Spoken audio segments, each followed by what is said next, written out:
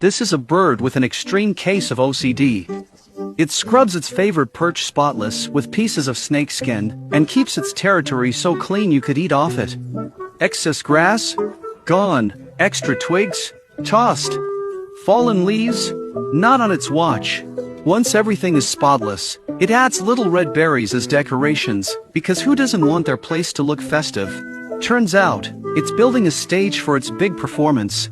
When everything's ready, it kicks off with some warm-up moves.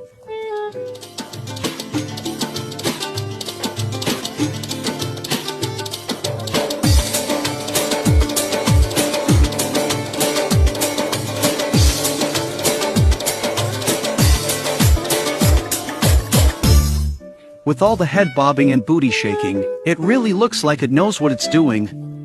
These birds go by the lovely name birds of paradise, living in the lush mountain forests of New Guinea.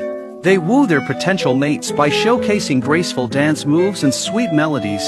After its flashy decorating, the stage is set, and sure enough, a curious female bird comes along to check out the show. The male, not wanting to miss this golden opportunity, gears up to perform like his life depends on it. Because, well, it kind of does. With every move in place, the grand show begins.